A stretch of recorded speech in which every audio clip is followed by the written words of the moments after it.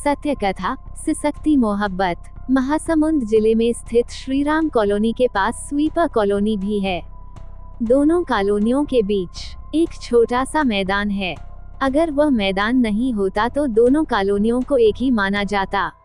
इसी श्रीराम कॉलोनी में पूनम यादव रहती थी। उसके 3 बेटे थे, रोहित, शिव और कान्हा यादव। इसी कॉलोनी में जीवन साहू भी अपने परिवार के साथ रहता था। उसके 3 बेटियां थीं। हम इस कहानी में सिर्फ नीतू का ही उल्लेख कर रहे हैं जिसका संबंध इस कहानी से है। 24 वर्षीय नीतू साहू जीवन साहू की ही बेटी थी।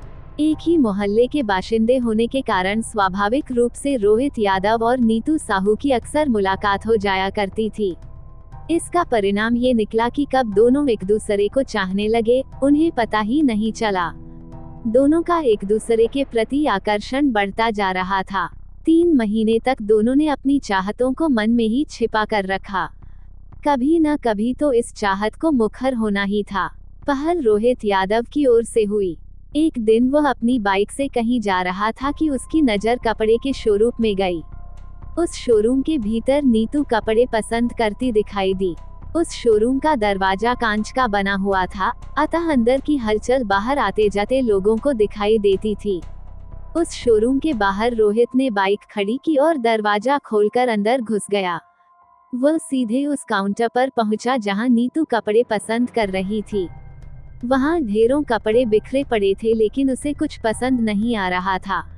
नीतू के चेहरे पर झुंझलाहट साफ दिखाई दे रही थी। रोहित ने उसके करीब पहुंचकर उसके कंधे पर हाथ रखा। नीतू चिहुंक कर पीछे पलटी। रोहित मुस्कुराते हुए बोला, सूट खरीद रही हो क्या? हाँ, कोई सूट जंच ही नहीं रहा। क्या मैं इसमें तुम्हारी कोई मदद कर सकता हूँ? बगैर नीतू को बोलने का मौका दिए काउंटर पर खड़ी लड़की की ओर मुखातिब होता हुआ अंगुली से इशारा करते हुए रोहित बोला, मैडम, वो जो तीसरे रैक पर पिंक कलर का है, उसे दिखाइए। पिंक कलर वाला सूट निकालकर उस सेल्स गर्ल ने काउंटर पर रख दिया। रोहित सूट की तह खोलकर नीतू के सामने रखते हुए बोला, ये तुम पर बहुत फबेगा।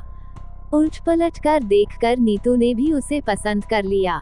सहयोग के लिए शुक्रिया। पैक्ड सूट का पेमेंट कर नीतू काउंटर के स्टैंड पर रखा एक कैप हाथ में लेते हुए बोली, ये कैप तुम पर बहुत जंचेगी।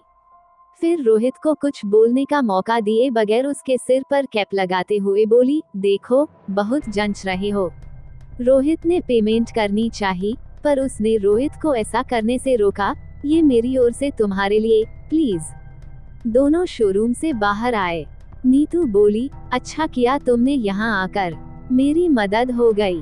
कहाँ जाओगी? रोहित ने पूछा। नीतू जिस काम से आई थी वह तो पूरा हो गया था, अब घर ही जाना था।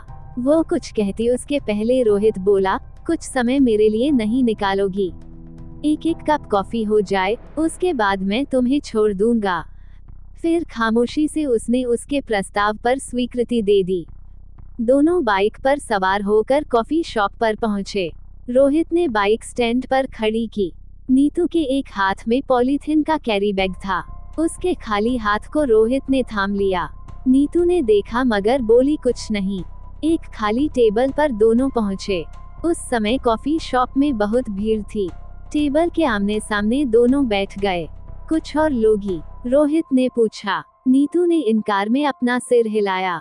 सिर्फ कॉफी? रोहित ने 2 कप कॉफी का ऑर्डर दिया। 5 मिनट बाद कॉफी सर्व हुई। खामोशी के साथ दोनों कॉफी का सिप लेते रहे। लब खामोश थे, निगाहें बातें कर रही थीं। कॉफी खत्म कर दोनों कॉफी शॉप से बाहर आए। बाइक पर नीतू को बिठाकर रोहित श्रीराम कॉलोनी पहुंचा। नीतू के घर से थोड़ी दूरी पर उसने बाइक रोकी। नीतू बाइक से उतरकर अपने घर की ओर बढ़ी ही थी कि रोहित ने आवाज लगाई, नीतू, सुनो। नीतू ने पलटकर रोहित की ओर सवालिया निगाहों से देखा। रोहित बोला, कल वहीं मिलोगी क्या उस सूट के साथ? सच्ची कह रहा हूँ, उस सूट में तुम्हें देखना चाहता हूँ। नीतू मुस्कुराते हुए बोली, सोचूंगी। फिर वह वहां रुकी नहीं, घर की ओर बढ़ गई। उसने एक बार पीछे पलट कर देखा तो रोहित बाइक की सीट पर बैठा उसे बाय कर रहा था। करार के मुताबिक अगले दिन नीतू उससे नहीं मिली और न ही 3-4 दिन तक दिखाई दी। परेशान होकर रोहित नीतू के घर के सामने बाइक की सीट पर बैठा टकटकी बांधे उसके घर की ओर देखता रहा। 1 घंटे इंतजार के बाद नीतू उसे घर की छत पर कपड़े डालती हुई दिखाई दी।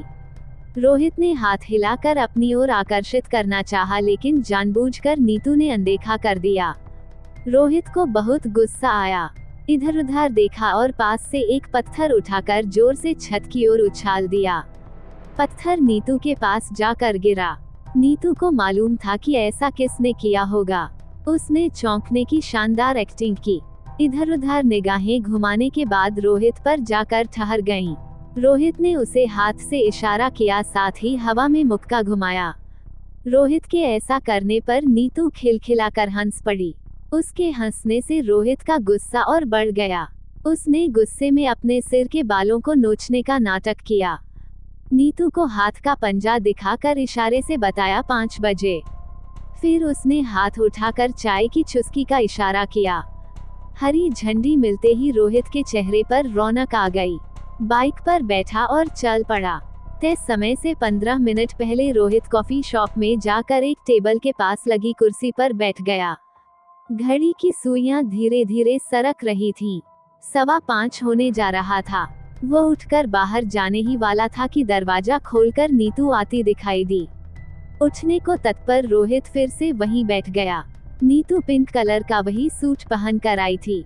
टेबल के करीब पहुंचकर कुर्सी पर बैठती हुई बोली, ज्यादा इंतजार तो नहीं करना पड़ा हुजूर को, बस 15 मिनट लेट हुई हूँ, और वो 5 दिन जिसमें तुमने मुझसे मिलने का वादा किया था, वो इंतजार में शामिल नहीं है। गुस्सा ठंडा कीजिए हुजूर। फिर रोहित ने नॉर्मल होते हुए कॉफी मंगाई। कॉफी पीते समय इधर उधर की बातें होती रहीं। मौका देखकर नीतू बोली, तुमने बुलाया, मैं आ गई। हो गई तसल्ली। 5 दिन के इंतजार का ये सिला। 15 मिनट बहुत होते हैं जनाब। कहते हुए नीतू कॉफी शॉप से बाहर निकल गई। वक्त के साथ दोनों का प्यार परवान चढ़ने लगा। प्यार का अंकुर अब बड़ा दरख्त बन चुका था। दोनों साल भर से एक दूसरे को प्यार कर रहे थे। इन दिनों में इन लोगों ने साथ जीने मरने की कस्में भी खाईं, लेकिन इसका क्या किया जाए कि समय को कुछ और ही मंजूर था। 10 जुलाई 2021 को श्रीराम कॉलोनी में रात 9 बजे किसी की जन्मदिन की पार्टी चल रही थी। उस वक्त रोहित नीतू के घर के सामने बल्कि दरवाजे पर चिल्ला चिल्ला कर नीतू का नाम लेकर दरवाजा पीटे जा रहा था। पार्टी में व्यवधान हो रहा था। सोनू प्रजापति और जागेश्वर साहू ने रोहित को ऐसा करने से मना किया। इस बीच सोनू ने किशन पांड्या को फोन कर श्रीराम कॉलोनी पहुंचने को कहा। सोनू ने जिस समय किशन को फोन किया, उस वक्त वह थोड़ी ही दूरी पर था। 2 मिनट में ही वह वहां पहुंच गया। आनन फानन बाइक को स्टैंड पर खड़ी कर गुत्थम गुत्था हो रहे सोनू, जागेश्वर और रोहित के बीच में वह भी घुस गया। ये 3 और रोहित अकेला। फिर भी तीनों पर भारी पड़ रहा था। स्ट्रीट लाइट की रोशनी उन तक पहुंच रही थी। हो हल्ला सुनकर नीतू छत पर पहुंच गई। रोहित काबू में नहीं आ रहा था। तीनों को मां बहन की गालियां देते हुए देख लेने की धमकी दिए जा रहा था। नीतू ने रोहित को पहचान लिया। नीतू ने देखा कि उन तीनों में से एक के हाथ में चाकू था, जिसे उसने ऊपर उठाया और बगैर मौका दिए रोहित पर वार करता चला गया। छत पर खड़ी नीतू चिल्लाई, छोड़ दो उसे, छोड़ दो उसे, कोई बचाओ। उन चारों के पास कोई मोहल्ले वाला नहीं आया। तब नीतू ने प्रेमी को बचाने के लिए छत से नीचे छलांग लगा दी और रोहित की ओर बढ़ना चाहा, लेकिन उसके पैरों ने जवाब दे दिया। उसके पैर फ्रैक्चर हो चुके थे। एक पैर टूट ही गया। फिर भी वह वहीं जमीन पर पड़ी हुई चीखती चिल्लाती रही। सोनू प्रजापति, जागेश्वर साहू और किशन पांड्या रोहित को चाकू से मारकर फरार हो गए। उनके भागने के बाद मोहल्ले वाले वहां पहुंचे, जहां रोहित अपने ही खून में डूबा हुआ था। किसी ने रोहित के चाचा लालू यादव और पिता पूनम यादव को दौड़कर यह सूचना दी। दोनों भाई वहां पहुंचे। रोहित खून से तरबतर पड़ा था। आनन फानन में पुलिस को बुलाया गया। तत्काल रोहित को पास के जिला अस्पताल ले जाया गया, जहां चेकअप के बाद डॉक्टरों ने रोहित को मृत घोषित कर दिया गया। लालू यादव की रिपोर्ट पर महासमुंद सिटी कोतवाली में रिपोर्ट दर्ज कर ली गई। थाना प्रभारी शेर सिंह बंदे अपने साथ टीकाराम सारथी, सुशील शर्मा, योगेश सोनी आदि पुलिसकर्मियों को लेकर घटनास्थल पर पहुंचे। वहां लोगों से पूछताछ करने पर पता चला कि रोहित पर 3 लोगों ने हमला किया था।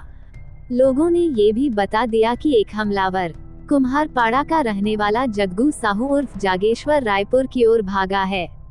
तीनों फरारों के हुलिये के हिसाब से पुलिस ने जिले से बाहर जाने वाले रास्तों पर नाकाबंदी कर दी। इसका नतीजा यह निकला कि महासमुंद के घोड़ारी के पास से पुलिस ने जागेश्वर को गिरफ्तार कर लिया। पूछताछ करने पर उसने 2 लोग सोनू प्रजापति जो कि मूर्तिकार है और किशन पांड्या को घटना में शामिल बताया। घटना के अगले दिन पुलिस ने दोनों को अलग अलग जगहों से धर दबोचा। इन लोगों ने अपने बयानों में बताया कि रोहित की दबंगई पहले से ही उनकी आंखों में खटक रही थी। उस दिन हमने रोहित को समझाया लेकिन वो उत्तेजित होकर हम तीनों को ही गालियां देने लगा था। रोहित हाथापाई पर उतर आया था। तब हम लोगों ने मजबूर होकर उसे सबक सिखाया। उसी रात नीतू को जिला अस्पताल में एडमिट कराया गया। वह बार बार बेहोश हो रही थी और जब भी होश आता तो एक ही सवाल करती, रोहित, मेरा रोहित कैसा है। जो भी हालचाल पूछने अस्पताल पहुंचता, हर किसी से यही पूछती कि रोहित कैसा है, ठीक तो है ना। कथा लिखने तक वह अस्पताल में भर्ती थी। लोगों की खामोशी ने नीतू को बहुत कुछ समझा दिया है। अपने दर्द को भूलकर वह रोहित की सलामती की कामना करती हुई बेड पर पड़ी थी। रोहित के चाचा लालू यादव की रिपोर्ट पर महासमुंद पुलिस ने भादमवी की धारा 302(34) कायम कर आरोपियों को कोर्ट में पेश कर 14 दिनों के रिमांड पर ले लिया। कहानी लिखी जाने तक पुलिस पड़ताल में जुटी हुई थी। हत्या में प्रयुक्त चाकू और घटना के समय पहन रखे कपड़े पुलिस ने जब्त कर लिए। प्रेमी की जान बचाने के लिए नीतू ने छत से छलांग लगा दी थी, लेकिन इसके बाद भी उसका प्रेमी नहीं बच सका। कथा लिखने तक नीतू का अस्पताल में इलाज चल रहा था। उसे इस बात की सूचना नहीं दी कि उसका प्रेमी रोहित अब इस दुनिया में नहीं है। प्रेमी की मौत की जब भी उसे जानकारी मिलेगी, यकीनन उसे बहुत बड़ा सदमा लगेगा।